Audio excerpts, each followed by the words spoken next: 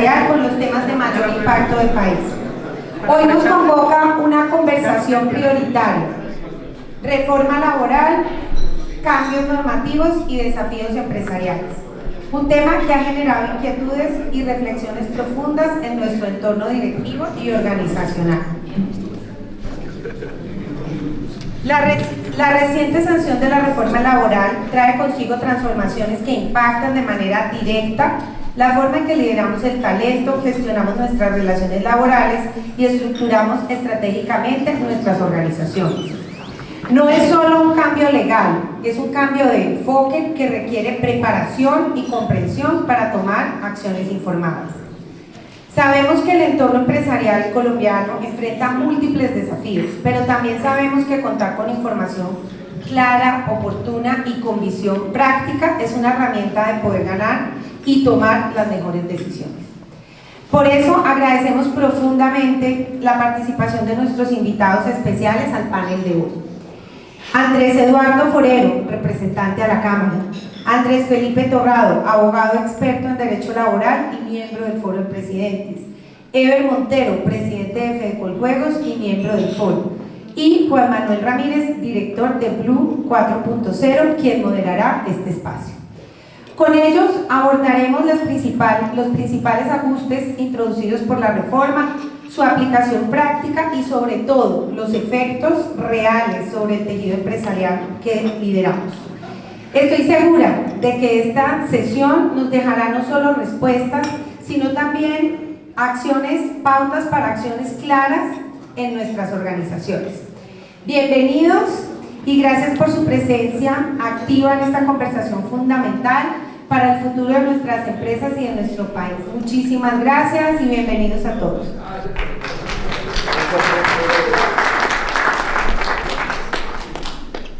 Bueno, muy buenos días, qué gusto. Muchas gracias, Presidenta. Muchas gracias a ustedes por estar acá también. Qué gusto poder tener una nueva conversación en este espacio importante que siempre convoca el Foro de Presidentes para, creo yo, escuchar puntos de vista frente a temas que nos conciernen a quienes estamos desde diferentes lados en la sociedad, quienes estamos en los medios de comunicación, quienes al tiempo hacemos empresa, quienes hacen parte de las organizaciones. Y creo que no puede ser hoy un tema más sensible el que nos invite a esta conversación como es el de la reforma laboral. Colombia, para nadie es un secreto, viene avanzando en una serie de cambios que uno, si me lo permite, quisiera que fueran cambios en algunos casos necesarios, pero que tuvieran un proceso de transición, digamos, que fueran menos abruptos y que de alguna manera, por el efecto que todo cambio tiene, pudieran ser concertados, pudieran ser producto de una conversación donde todos participen y no que fuera de alguna manera impuesto. Y esta conversación en la que me acompañan, yo creo que voces que nos van a permitir hacer un recorrido por este escenario de reforma laboral, nos va a permitir de alguna manera entender lo que está sucediendo, pero además explorar el sentir de algunos de ustedes que están en el ejercicio empresarial. Tengo aquí conmigo, en primer lugar, al representante de la Cámara por el Partido del Centro Democrático, Andrés Forero, que debo decir, además ha sido un connotado congresista en estos temas que tienen que ver con política social. Yo creo que ha sido una de las voces más activas, en buena hora y muy juiciosas en proyectos como el de la reforma a la salud y por supuesto el de la reforma laboral, para quien además les pido un aplauso y les demos una bienvenida. Nos acompaña también Andrés Felipe Torrado. El doctor Torrado es representante legal y socio de la firma de abogados y consultores SAS, desde luego un experto también en estos temas que conciernen a la política social de las compañías en Colombia. Un aplauso para el doctor Torrado, por favor. Y nos acompaña desde la perspectiva del sector privado, de las empresas, de los empresarios que, hay que decir de alguna manera, además ha sido un protagonista por el sector que representa, de los juegos de suerte de azar, de esta agenda de cambios tributarios asociados a la reforma laboral y por supuesto a la misma reforma a la salud, sector que además financia el doctor Ever Montero, presidente de Fedecoljuegos, siempre además de alianzas. Bueno, pues yo quisiera comenzar esta conversación a manera de contexto. Yo creo que los que estamos acá no necesariamente son o somos expertos en reforma laboral, porque pues es mucho lo que se ha dicho. En algunos casos seguramente hay informaciones, en otros hay desinformaciones, pero lo cierto es que pocas veces tenemos la oportunidad de poder conversar con voces que han hecho parte de esta coyuntura, que han estado involucrados allí, de alguna manera siendo parte del proceso de sacar adelante esta iniciativa. Y yo quisiera comenzar, representante Forero, hablando un poco de los principales cambios que hay plasmados con esta reforma laboral. Aquí hay presidentes de compañías, personas que hacen parte de organizaciones importantes del país que seguramente se están preguntando qué cambios tendríamos que aplicar, cuáles son los efectos que en primera medida tendríamos que sufrir desde las organizaciones para empezar a implementar esa reforma laboral en Colombia. ¿Cuáles son como esos 2 o 3 efectos, esos 2 o 3 cambios que están ahí plasmados, en su opinión? Juan Manuel, bueno, muy buenos días, un saludo para ti. Señor presidente, muchas gracias por la invitación, a todo el foro, muchas gracias por este espacio. Y pues antes de decir puntualmente cuáles son esos cambios, debo decir que naturalmente uno puede discutir en democracia cualquier tipo de reforma, esta por ejemplo. Lo que nosotros cuestionamos en su momento era la narrativa que utilizó el gobierno para tratar de aprobar la reforma. Básicamente el presidente de la República, ustedes lo saben bien, ha tratado de decir que los empresarios que generan empleo formal en el país son explotadores, son esclavistas, y eso no es cierto.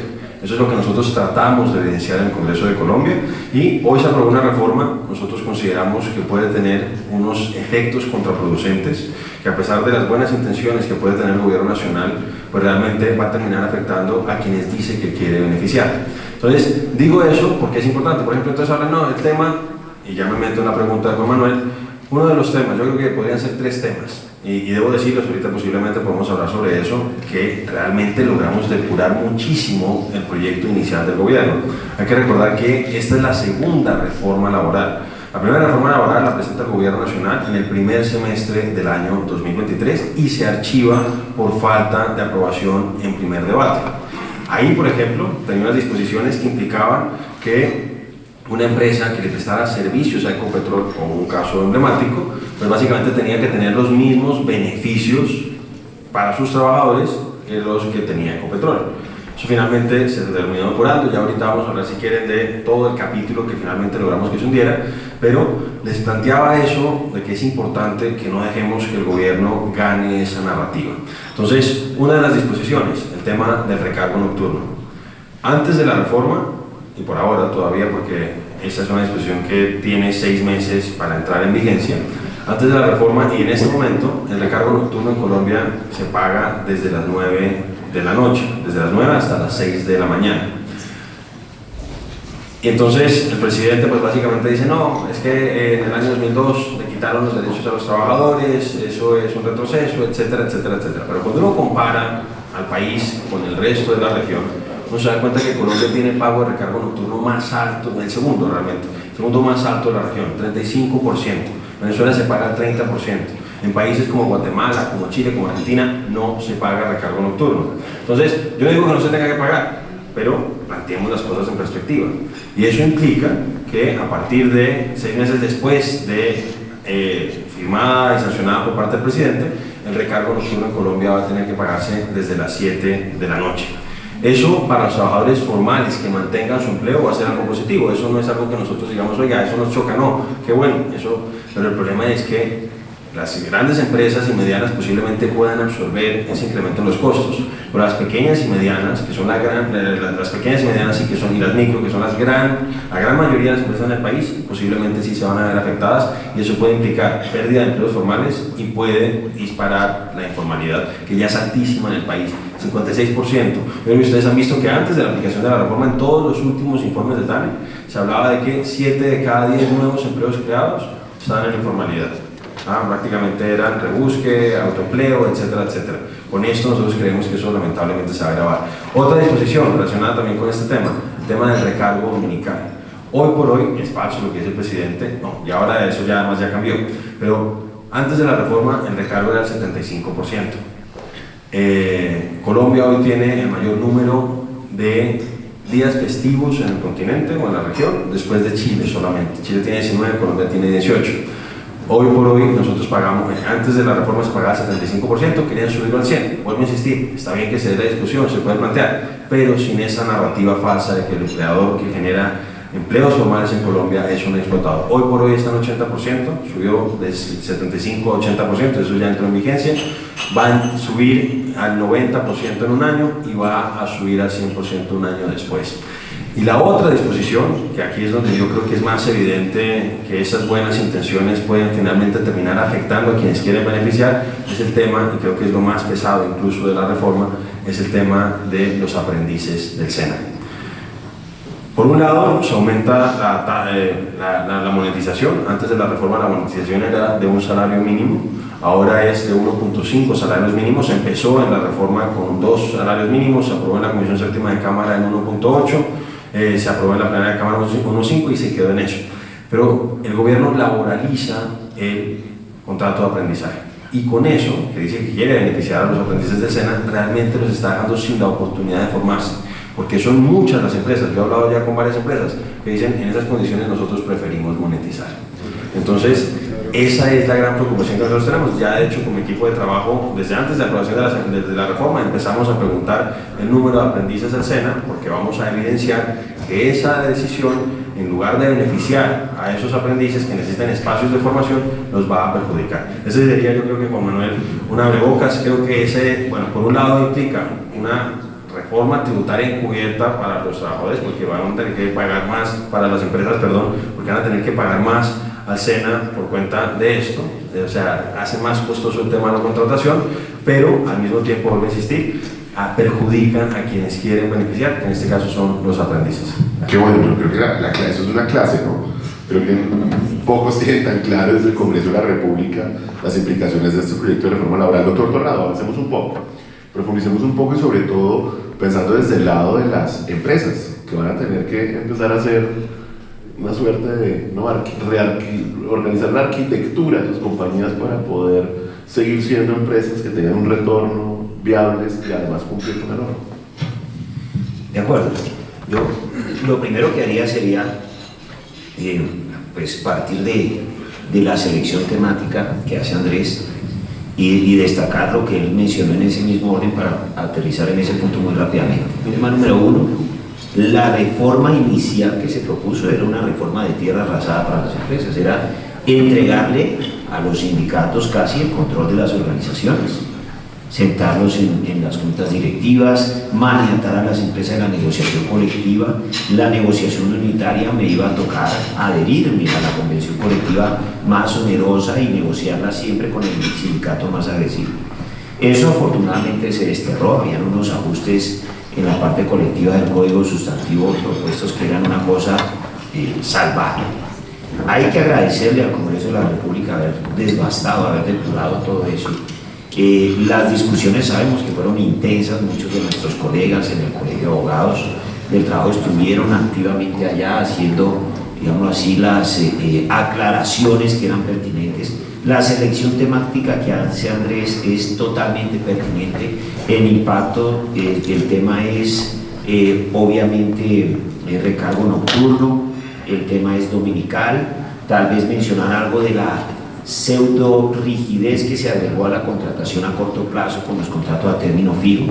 Y lo que más preguntas se está generando en el ambiente, a mi juicio, en nuestra práctica en la oficina, es el tema de los aprendices SENA, donde hay un gran desconcierto. No es claro si para los aprendices que ya vienen se les aplica la reforma. El SENA dice que solo a los nuevos, pero además la forma de laboralizar esa relación fue decir simplemente es una relación laboral pero especial. Aplíquele a los SENA, los SENA tienen una cantidad de regulación a través, digamos, de acuerdos internos del SENA, son actos administrativos, pero aplíquele todo lo que sean prerrogativas, derechos, auxilios, prestaciones, es decir, todo lo que sea derecho del aprendiz, aplíqueselo, pero de este otro lado, lo que no es un derecho, pues no lo digo explícitamente para que haya margen, para que los jueces digan que no le aplique, por ejemplo, el régimen disciplinario si se siga siendo el mismo del SENA, etcétera, etcétera. Esas son las discusiones legales que se vienen. Para efectos un poco prácticos, en el SENA yo solo agregaría, se incrementó en más de un 80% el costo de los aprendices SENA, porque se les pone una carga en seguridad social más alta, ¿sí? Están las prestaciones sociales que ahora se agregan, obviamente las vacaciones, que no son prestación social, un descanso remunerado, también se agrega, y pues lo que termina pasando es que un SENA que costaba un poco más de 1.200.000 pesos queda costando algo más de 2.300.000 pesos.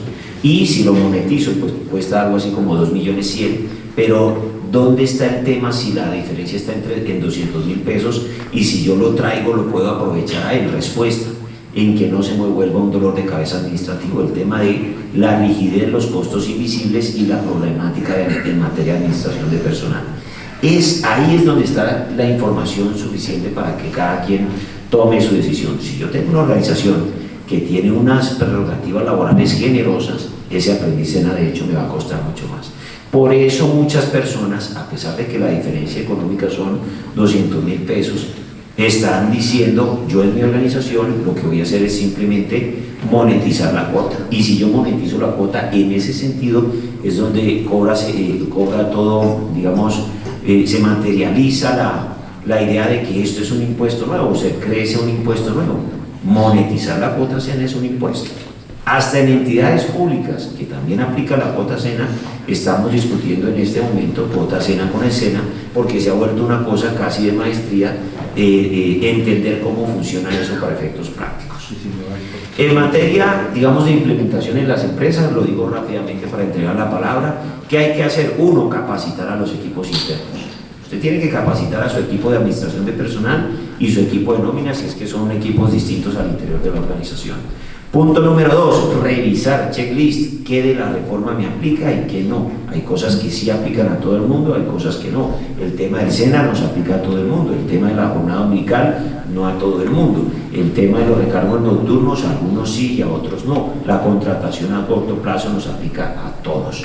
Y ahí hay reglas y subreglas que afortunadamente se discutieron en el Congreso, y hay algunos pequeños resquicios en donde nosotros podemos sacar algunas ventajas interesantes. Y punto número 3, modificar obviamente contratos, hacer otros CIS con los contratos que ya estén andando y modificar las políticas de la empresa. ¿Cuáles? Pues hay que hacer la depuración digamos así, de las actividades y de los turnos de trabajo y de los, digamos así, de las familias de cargo que tenga cada empresa para poder entender en cada una cómo funciona. Yo no creo que esto sea como una camisa de la misma talla para todo el mundo, pero sí pasa por ahí, capaciten, modifiquen acuerdos laborales y adicionalmente, digamos así, reestructure políticas. Y cuando digo reestructure políticas, en algunos casos tienen que tener en cuenta que confluyó la disminución de la jornada laboral de la ley 2101 con, digamos, un remozamiento que se le hizo en la reforma, pero se le agregó un gazapo, no sé si lo viste, Andrés, se le agregó que la jornada laboral diaria no puede ser de 8 horas, y eso puso a la gente que trabaja de lunes a viernes en una jornada laboral no de 42, sino de solo 40 horas, no sé si se notó con facilidad en las discusiones.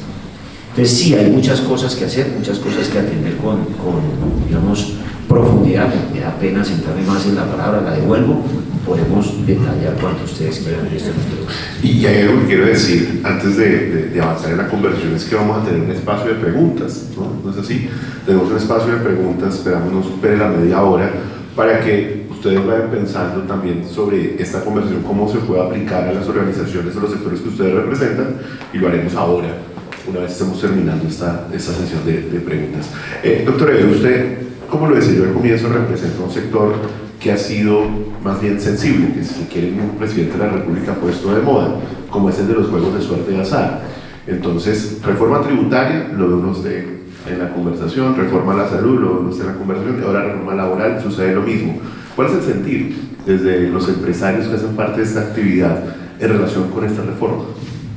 Gracias, Juan Manuel, un saludo por supuesto para todos los asistentes, aquí a mis compañeros de panel, y un saludo muy especial a un compañero de muchas batallas, al representante Andrés Forero, y por intermedio tuyo, Andrés, un saludo muy especial a tu compañero de equipo por el que todos elevamos nuestras oraciones, nuestras plegarias, que es Miguel Uribe, por supuesto. Pues mire, dejen hacer un poquito de pedagogía porque finalmente Andrés decía una cosa y quiero retomarle, decía que había una muy buena intención del gobierno. El camino al infierno está lleno de buenas intenciones, ¿no?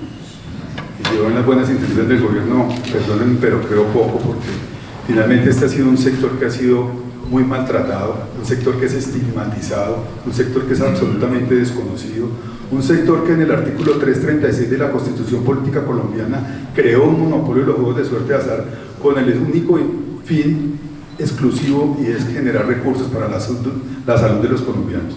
Un sector que hoy en día a través de alrededor de 1 billón de pesos anuales que le genera el sector de la salud está generándole a 380.000 personas del régimen subsidiado o las está subsidiando, está aportándole para 380.000 personas.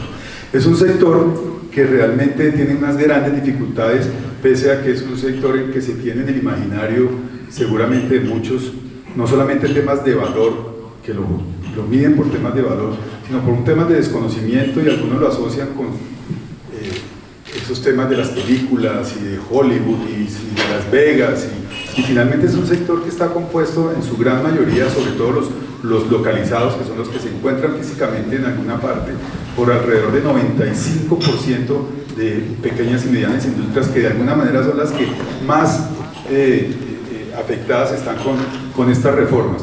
Entonces, cuando se toman decisiones simplemente por temas ideológicos, cuando se toman decisiones simplemente por temas de apreciación, cuando se toman decisiones simplemente sin conocer realmente los modelos de negocio de las empresas, los modelos matemáticos, donde no se respetan las condiciones financieras ni se respetan las condiciones jurídicas con que se firman contratos, pues es muy difícil de desarrollar una actividad. Nosotros estamos generando alrededor de 200.000 empleos directos, estamos, como les comentaba, alrededor de 1 billón de pesos para la salud de los colombianos, entre muchas otras cosas, una cadena de valor donde hoy en día tenemos grandes inversiones en tecnología, en publicidad, en medios de comunicación y donde tenemos unas grandes afectaciones por el tema de la ilegalidad y la informalidad, que es finalmente lo que se va a venir a fortalecer con esta reforma que se ha presentado, porque tarde o temprano esto va a terminar cada vez fortaleciendo más la ilegalidad, se quiere beneficiar y nosotros estamos totalmente de acuerdo en que hay que darles unas condiciones, por supuesto, las mejores para los colaboradores, empleados, funcionarios, trabajadores, como se quieran llamar, pero no a costillas de las empresas y sobre todo a costillas de dejar un cementerio de empresas formales en el camino, precisamente pensando que con esto se va a fortalecer todo el tema laboral. Entonces es un tema muy difícil. Yo llegué ayer de la ciudad, anoche de la ciudad de Medellín, de tener una reunión y revisar no solamente con mi sector, sino todo lo que gira alrededor del sector, y realmente pues es alarmante la situación, es alarmante, al punto de que finalmente lo que se va a hacer es tomar unas decisiones que lo que va a hacer es reducir el empleo. Yo miraba una encuesta que hizo FENALCO, que el doctor Cabal nos acompañó la semana pasada, antepasada aquí, un evento, y a raíz de eso me puse a revisar algunas cifras y son cifras realmente alarmantes. Y lo decía Andrés, los más afectados definitivamente van a ser las pymes, las pequeñas y las medianas industrias. Decía, de 1000 empresas encuestadas, el 93% son, de esas que se encuestaron, el 93% son pequeñas y medianas empresas. ¿Qué va a pasar con esto?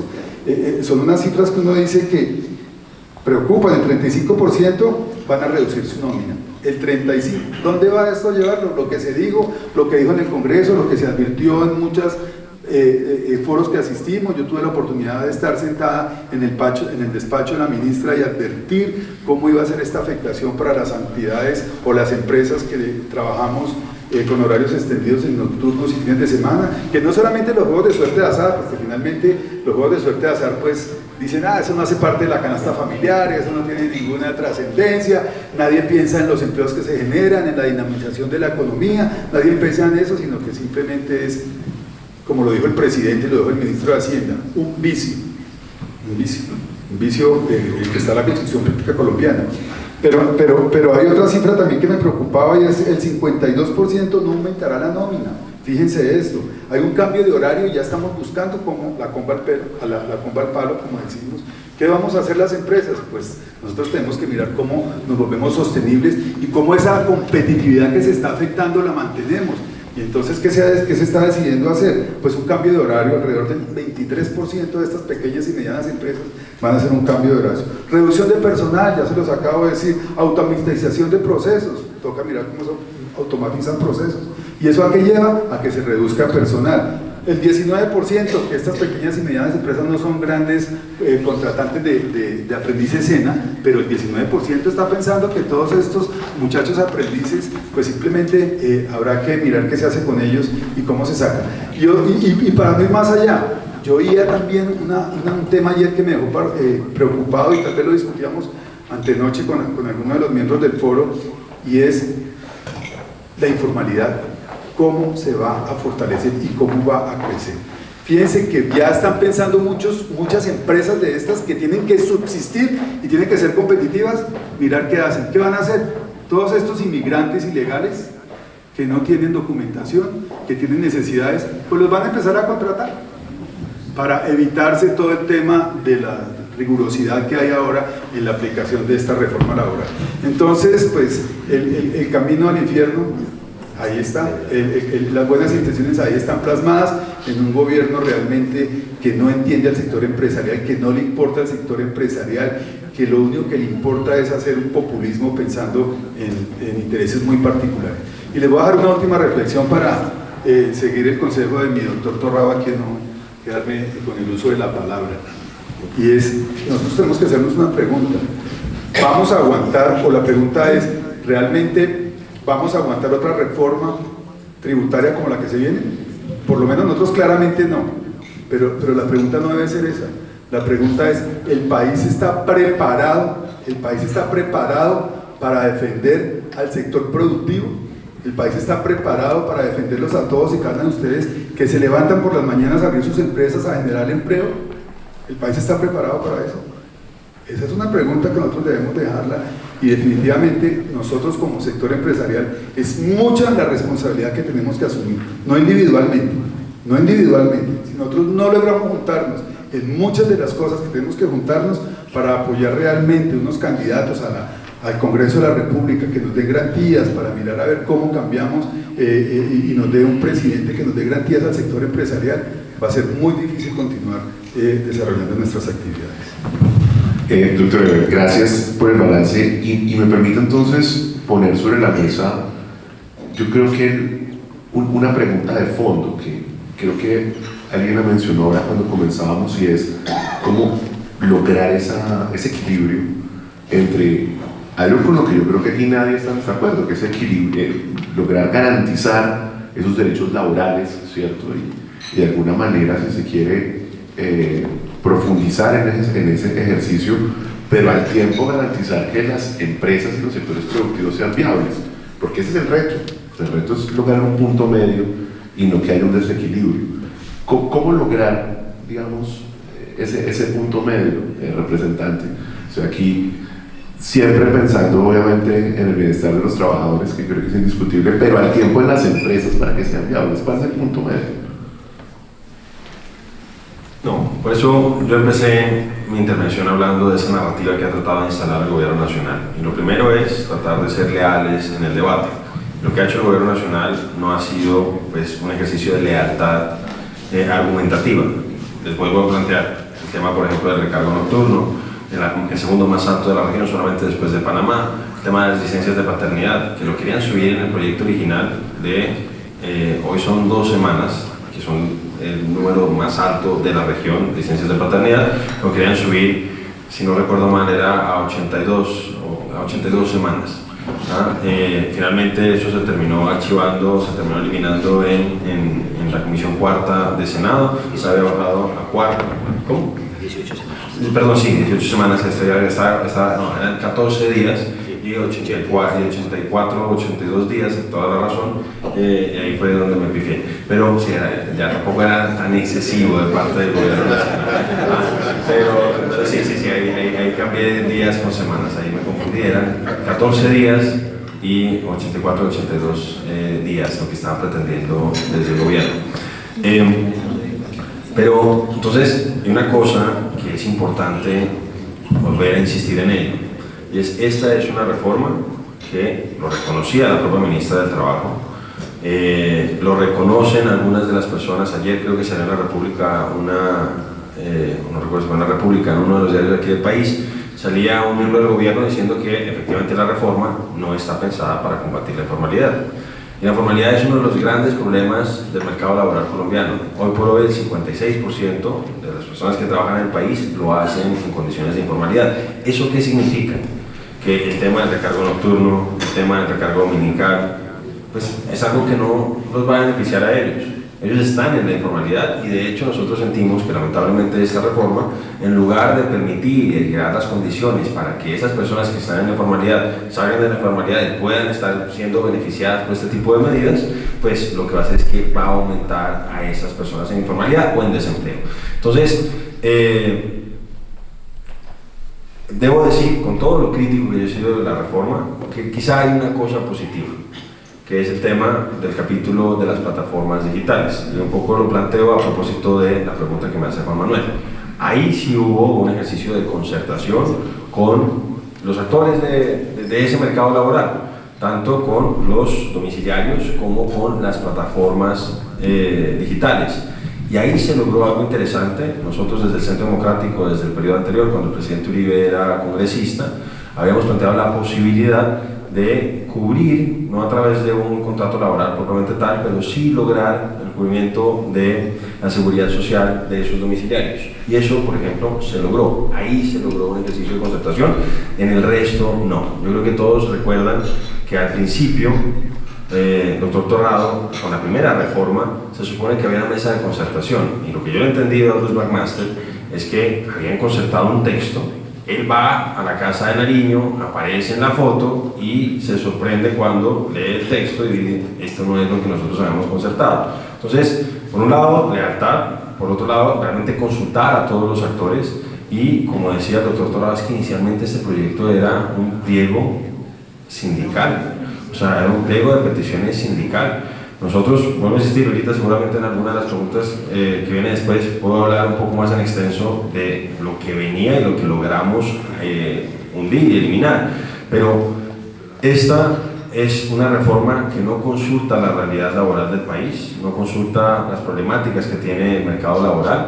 Y algo que dijo el doctor Torrado es importante, porque a veces dicen, no, es que ustedes son unos miserables, nos dijeron en el Congreso de Colombia, algunos integrantes del Pacto Histórico, porque es que miren ustedes lo que significa el tema del recargo nocturno, esos son solamente 1.200, 1.400 pesos decían por hora, etcétera, etcétera, pero es que son varias medidas que se están implementando al tiempo, y esto tiene un efecto acumulativo.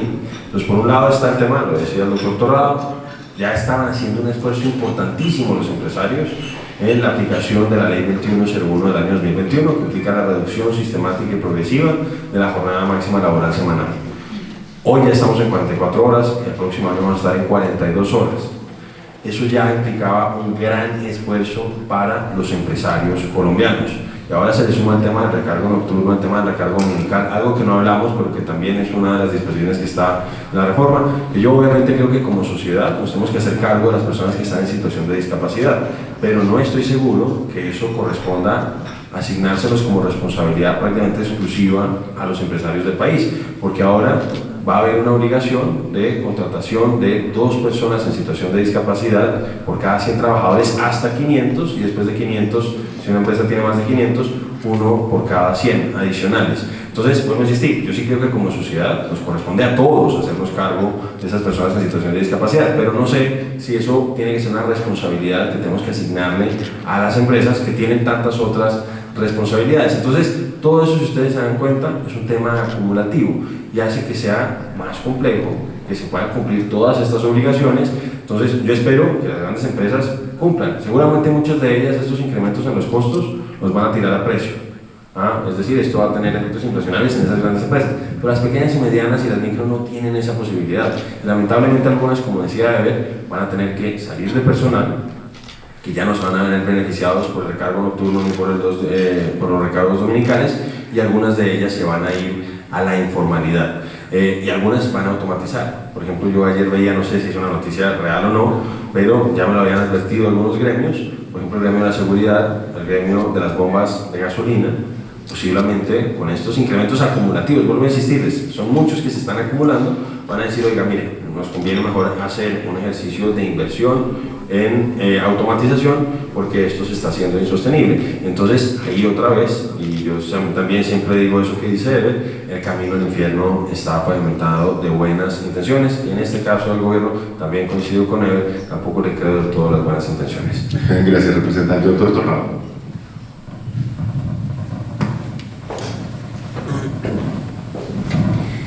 Mil gracias.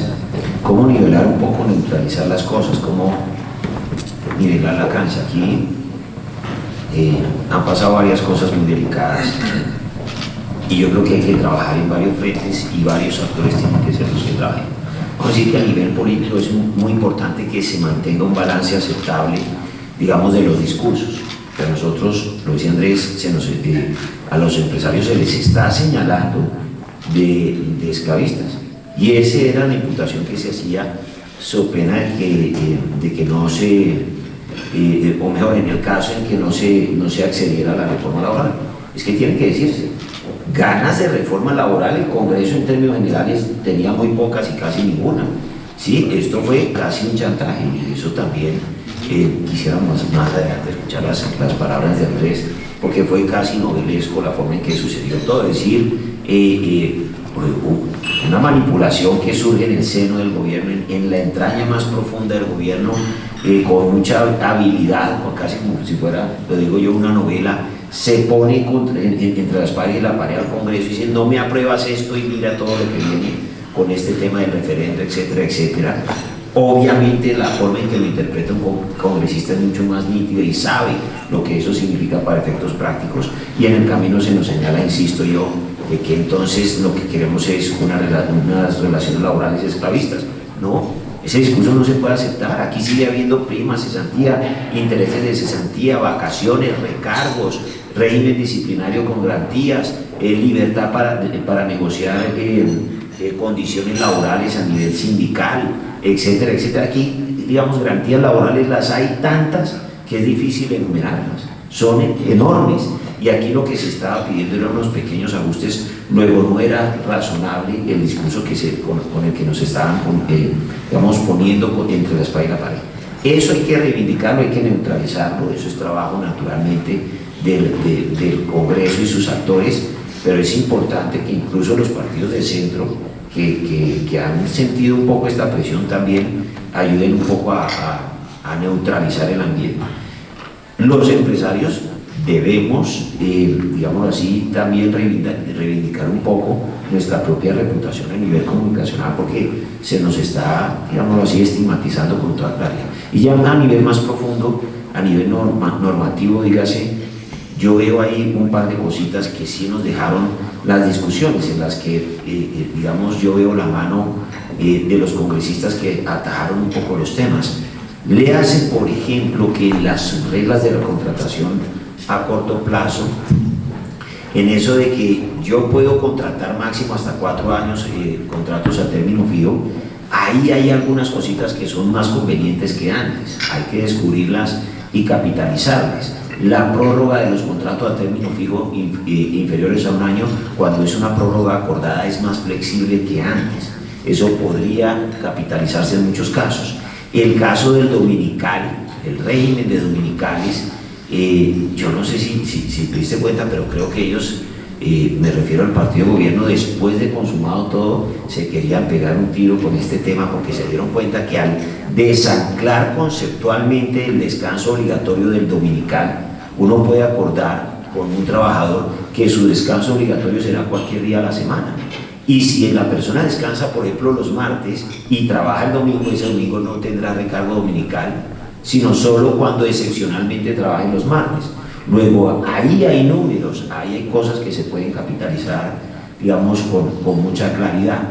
En materia de régimen disciplinario sí nos la pusieron un poco más dura, pero yo simplemente rescataría que el día que yo voy a terminar una relación laboral no tengo que aplicar esas reglas, porque la terminación del contrato laboral no es un castigo disciplinario, no está encaminado a que el trabajador reflexione, rectifique, enmiende, no.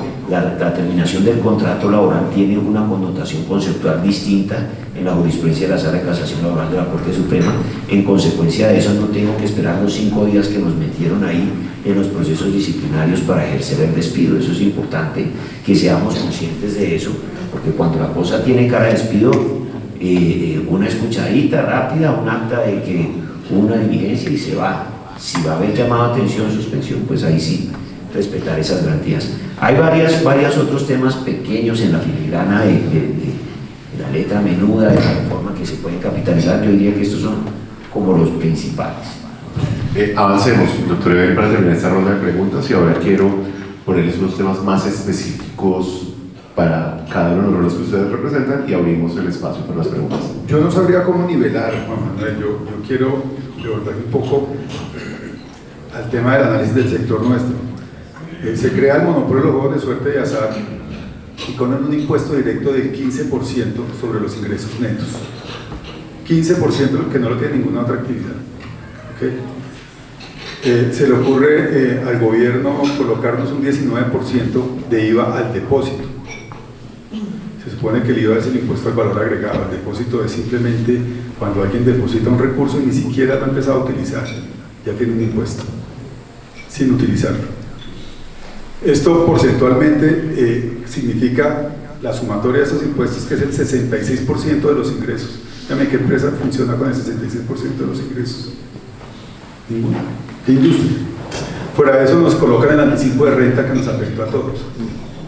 Fuera de eso nos colocan el impuesto de timbre. Por cada renovación de un contrato tenemos que pagar el 1% del impuesto de timbre.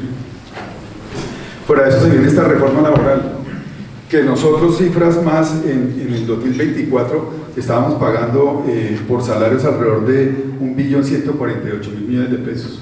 Vino el 9% de los ajustes salariales del 2025 y pasamos a pagar 1.252.000 millones de pesos. Viene este otro impuesto que nos suma alrededor de 500.000 millones de pesos más y terminamos pagando en un año alrededor de 1.690.000 millones de pesos. ¿Cómo nivelamos esto? ¿Cómo lo nivelamos? ¿Cómo lo nivelamos? Es un tema absolutamente complejo. Yo no sé si todas esas bondades que ustedes nombran, que me parecen al lugar, van a tener dónde aplicar esas bondades cuando se acaban las empresas. ¿Qué? Maravillosos los logros que se consiguieron. Y va a haber empresas para poder aplicar todas esas bondades que se consiguieron para las personas con alguna discapacidad. Por lo menos en las pequeñas empresas no lo va a haber. Entonces yo creo que este es un tema que hay que mirarlo con la óptica del empresariado, el empresariado que es tocado, el empresariado que todos los días se levanta a generar empleo, a generar recursos, y al que todos los días le están poniendo un palo en la rueda para que no pueda andar y no pueda funcionar. Yo celebro y seguía mucho la gestión que hacía el Centro Democrático y seguramente algunos otros parlamentarios que son supremamente difíciles, sobre todo con este chantaje tan miserable que se les ejercía de parte del gobierno. Pero es muy complejo, es muy complejo. ¿Cómo lo nivelamos? ¿Qué nivelamos? Sacando gente, cerrando actividades, reduciendo los horarios. Me decían que por allá fueron a una oficina de telefonía y que atendía a las 9, ahora ya va a atender desde las 10 de la mañana. Eso es lo que han logrado. Eso es lo que han logrado. Entonces, este tema es un tema absolutamente complejo. Se viene otra reforma tributaria de 26 billones de pesos, creo que dicen por ahí, la reforma para la paz. Me de cuenta, nos tienen a nosotros enredados. ¿Y qué es lo que va a pasar con esto? A cascarnos más y a seguirnos dando y dando y dando y dando garrote. Entonces, es un tema que nosotros realmente no sabemos cómo nivelarlo. Seguramente muchas de las multinacionales que hoy en día están aquí en este país, del sector nuestro, que cotizan en bolsa, que cotizan en la bolsa de Londres, que cotizan en la bolsa de Nueva York, fabricantes de máquinas, que son empresas muy serias y muy importantes, pues terminan yéndose del país, porque finalmente este es un punto de venta. Algunas han traído un hub para funcionarios de Colombia para Latinoamérica. ¿Qué va a pasar con esto? Nada. Y entonces la óptica del gobierno es mirar simplemente un sector como este, que con cifras distorsionadas, en donde hablan que nosotros movimos 45 billones de pesos al año, y puede ser cierto, pero lo que ellos no entienden es que ese no es el ingreso de los empresarios, es una plata que está en circulación, que está ahí, que no es de nadie todavía. Entonces, el dueño del monopolio de los juegos de suerte de azar no conoce la actividad, no conoce su modelo matemático, no conoce su modelo financiero, y acaba una actividad sin ningún problema. Pero pues como es una actividad de juegos de suerte de azar, entonces eso no le duele mucho. Y a eso adicionalmente se suben los medios de comunicación, que tampoco conocen la actividad, se suben algunos de nuestros queridos legisladores, por supuesto que está presente, ¿no? Porque es que esto da réditos, y simplemente como me lo decía un director del DANE, cuyo nombre no quiero acordarme, me decía, es que no es justo que el sector de los juegos de suerte de azar no pague IVA si el yogur paga IVA. Esa es la lógica técnica, matemática y financiera que tiene un director del DANE, o que tenía un director del DANE, que estaba, como para mencionar un ejemplo. Y seguramente ese es el mismo rasero y esa es la misma lógica financiera y técnica que se utiliza para medir muchas empresas. Aquí simplemente todos los días se levantan a decir que esta es una actividad de mafiosos, que el tema de la extracción es peor que la cocaína, que es mejor la cocaína que el whisky, y bueno, quién sabe por qué lo dirán, algo conocerán de eso. Gracias, doctor Weber. Vamos a hacer una ronda de cierre más específica de los roles de cada uno y abrimos un poco las preguntas para la gente. Representante, usted hablaba ahora de lo que fue ese recorrido, la construcción de esta reforma laboral, la experiencia desde el Congreso. Aquí se han utilizado diversas palabras, ¿no? Que fue imponerla, de chantaje. ¿Cómo fue eso? Pero sobre todo, ¿qué lecciones deja desde el Congreso de la República esta reforma laboral? Sí, claro que sí. Entonces, como les decía, esta es la segunda reforma laboral que presentó el Gobierno Nacional. El Gobierno, ese primer semestre del año 23 está envalentonado. Yo tengo todavía por ahí algunas diapositivas del Ministerio del Interior, donde el entonces ministro Prada, pues más o menos calculaba que iba a aprobar la reforma laboral, la reforma pensional y la reforma a la salud, las tres reformas sociales del gobierno, o antisociales, en el primer semestre del año 23. Entonces, la primera es la pensional, alcanzan a aprobarla en el primer debate en ese año, entonces, en ese semestre, entonces los salvos de legislatura, la de salud la aprueban en la comisión séptima, pero se desgastaron muchísimo, se le reventó el gabinete al presidente, se le reventó la coalición de gobierno, y ese semestre logramos frenar la primera reforma laboral, que como les digo fue la peor versión de todas. El segundo semestre del año 23, la entonces ministra Lorena Ramírez, prácticamente escondidas, va y radica una nueva reforma laboral. Le quitó algunos puntos, que les estoy diciendo, básicamente hacer extensivos algunos de los beneficios que tenían los trabajadores de ciertas empresas a las empresas que les prestaban servicios. Eso se elimina, ellos no lo presentan, pero de resto mantienen prácticamente todo el capítulo de lo que se denomina derechos colectivos, que es el tema de la sindicalización. Yo siento que aquí lo que el gobierno pretendía, como lo decía el doctor Torrado, era la pequinización, la peronización, por decirlo así, de la economía colombiana. Entre otras cosas, planteaban que se podía hacer huelga por cualquier cosa, que las huelgas ya no iban a tener límite temporal en el tiempo, hoy por hoy máximo una huelga puede durar 68 días, ya no iba a tener límite, podía ser indefinida. Adicionalmente, planteaban que en determinadas circunstancias el 17% de los trabajadores podía votar una huelga que afectara al 100% de la empresa. Desdoblaban los fueros sindicales, trataban de fortalecer los sindicatos grandes en desmedro de los sindicatos pequeños, y así un sinfín de cosas. Acababan con los pactos colectivos, y podíamos hacer así un seguimiento de todo, y gran parte de eso lo logramos hundir en la comisión séptima de la Cámara. Nosotros, al final la reforma salió más o menos con el mismo número de artículos contra el que se presentó, pero porque cambiaron. Entonces hundimos en la comisión séptima creo que 25 o 23 artículos, muchos de estos que les estoy mencionando, y después metían otras cosas que eran como incentivar la creación de empleos verdes y azules, un montón de otras cosas que pues nos parecía o a mí me parece que realmente eso sí son saludos a la bandera de parte del gobierno nacional. En la plenaria, creo que el más importante que logramos archivar fue el cambio de la tabla de pagos de indemnizaciones de despidos sin justa causa, que prácticamente lo duplicaban a partir del 10º año de antigüedad de un trabajador. Y con eso el gobierno otra vez iba a afectar precisamente a los trabajadores, porque ¿qué iban a hacer los empresarios ante esa situación? A los 10 años le decían muchas gracias, que les vaya muy bien. Y eso obviamente era preocupante. Había un artículo, yo creo que usted lo vio, doctor Torrado, que era perverso, que básicamente acababa con la posibilidad de despedir a alguien, porque siempre uno podía ser acusado de estar despidiendo a esa persona por razones arbitrarias o discriminatorias. E invertía en la carga de la prueba y tenía que ser el empleador el que demostrara que no había sido por una decisión arbitraria y discriminatoria. Entonces se acababa la posibilidad prácticamente de despedir a alguien. Entonces ahí pasa la Comisión Séptima del Senado, y la Comisión Séptima del Senado la archivan.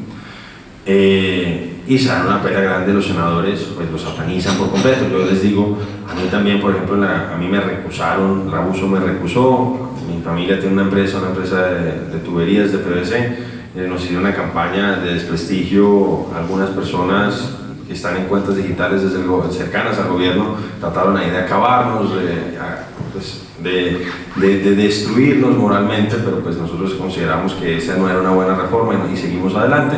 Pero bueno, lo mismo sucedió con los congresistas de la Comisión Séptima del Senado, y eso sí iba a ir así, sí iba a haber archivado, pero entonces sale el gobierno con este tema de la consulta, y que el problema no era tanto el tema de la consulta, era lo que estaba detrás y que después reconoció el hoy ministro Montealegre. Lo que quería el gobierno era contarse y con eso evidenciar la posibilidad de saltarse otra vez las instituciones y plantear una constituyente, que ya lo están haciendo otra vez, pero por otra vía ya sin que puedan decir que es que mire que votaron tantas personas por esto, que era una constituyente soterrada. Entonces finalmente se termina aprobando en la Comisión Cuarta, porque esto está previsto en la Constitución, no se había utilizado y se utilizó, que es una apelación. Entonces, si se hunde en una comisión un proyecto, se puede apelar, eso se va al Senado, a la plenaria, puede ser en la Cámara del Senado, y se va después a otra comisión. La mandan a la Comisión Cuarta, la Comisión Cuarta le hace muchos arreglos, hay que decirlo, pasa a la plenaria, y en la plenaria, ahí por ejemplo, el gobierno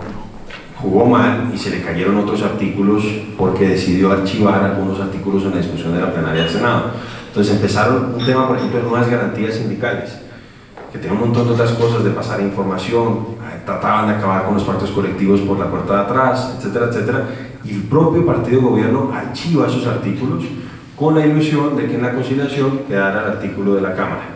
Pero como finalmente quedó solamente el articulado del Senado, ahí se cayeron otros 10 artículos más o menos, y la reforma es mala, se los debo decir, a mí no me gusta esta reforma, no consulta la realidad laboral del país, va a generar mayor desempleo, va a generar mayor informalidad, pero en medio de eso, y sobre todo en medio de la fuerza que tenía el presidente Petro al principio del gobierno, creo que salimos dentro de todo bien librados. Y hay algunas cosas que no buscaba el gobierno, pero yo no sé si es por un tema anticristiano, alguna cosa que ellos desdominicalizan, por decirlo así, el tema de desdominical, del día de descanso, y con eso va a suceder eso.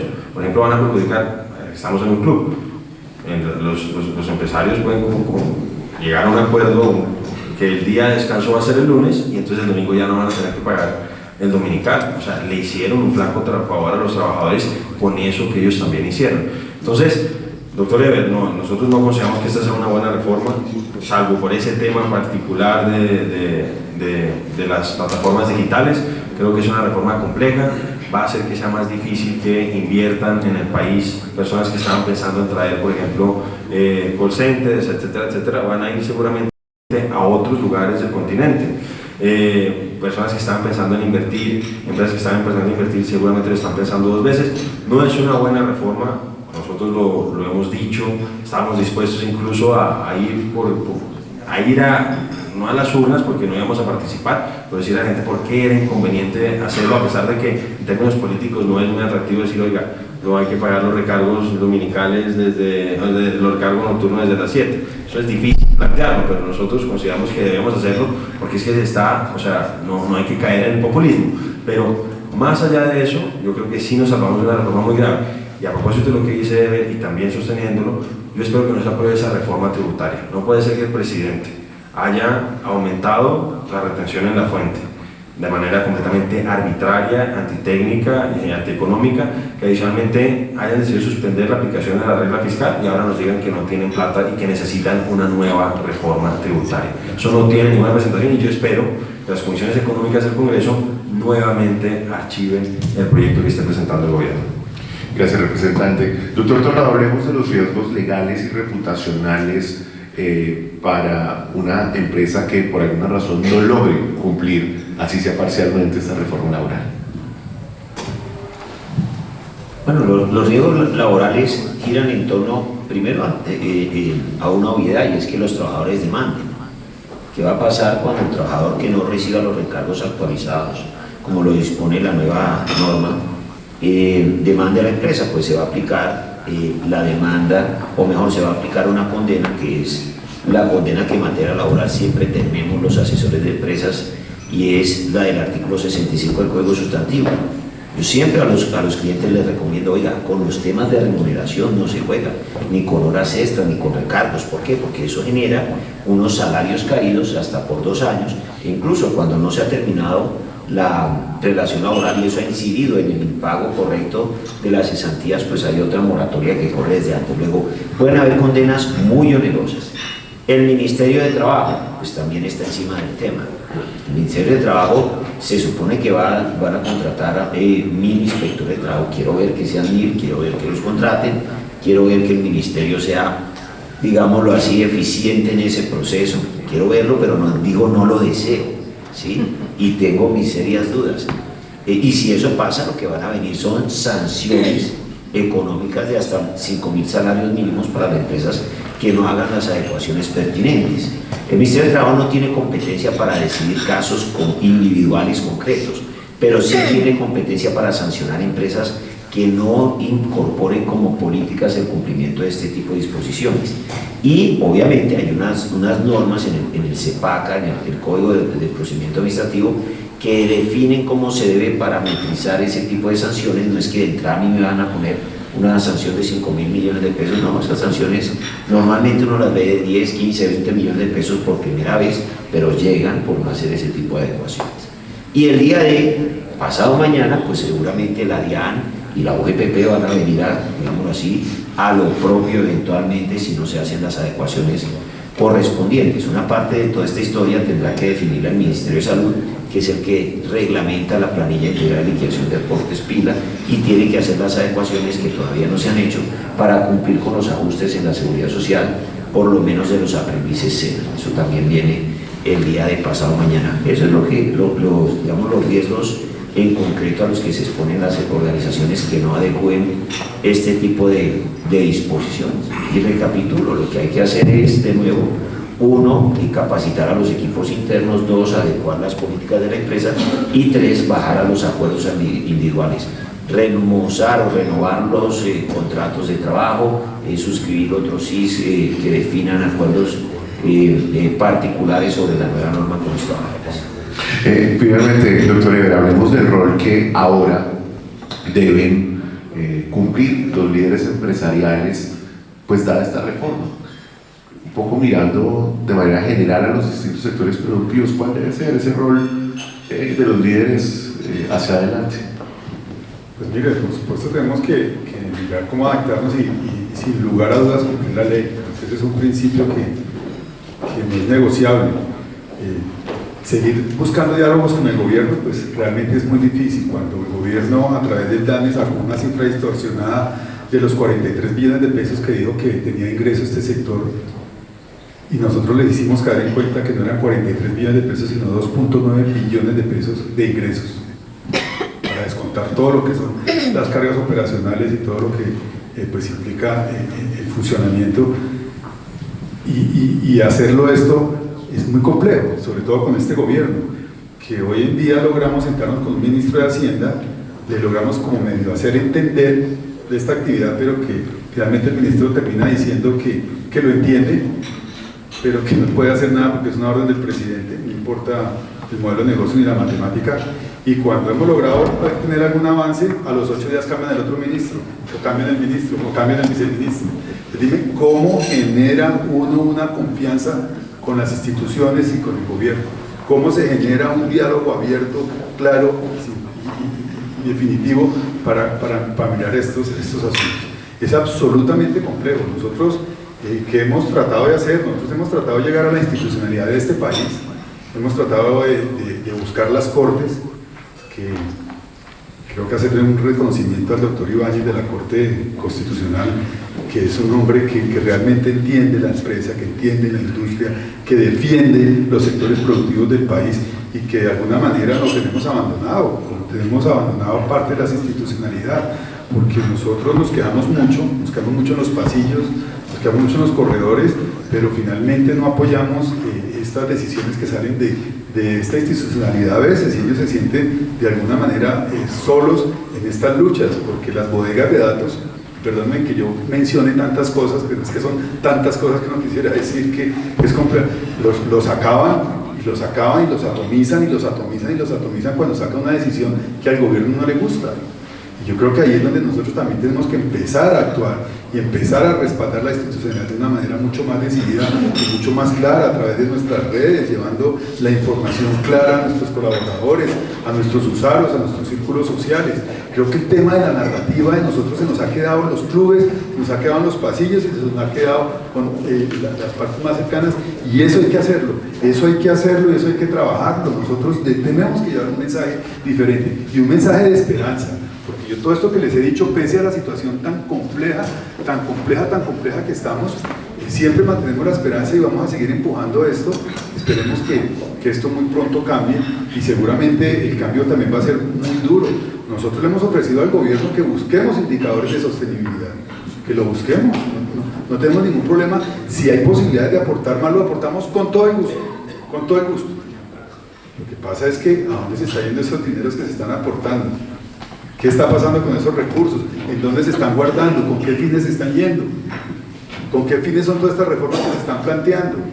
Pero igual nosotros siempre mantenemos el diálogo y la disponibilidad de buscar poder aportarle más al país. Creo que esa es una responsabilidad del sector, pero siempre y cuando realmente sea una inversión para que haya una utilización responsable de esos recursos. Y bueno, yo le agradezco de verdad, doctor Andrés, que sin ningún ánimo diferente, yo creo que nosotros tenemos una deuda con muchos, o con algunos, porque no son muchos tampoco, miembros del Congreso de la República, que les ha tocado tan absolutamente duro, basta solamente ir a ver esos debates o a participar y estar en estas discusiones. Realmente este gobierno es absolutamente avasallador frente a lo que no están de acuerdo y lo que no consideran que están haciendo las cosas correctas. Nosotros como industria seguimos adelante, vamos a ver hasta dónde tenemos una responsabilidad social con este país y vamos a seguir dando la pelea porque Colombia tiene que salir adelante de este bache tan triste y este valle de la muerte en que nos encontramos. Pues les agradezco una pregunta para los panelistas.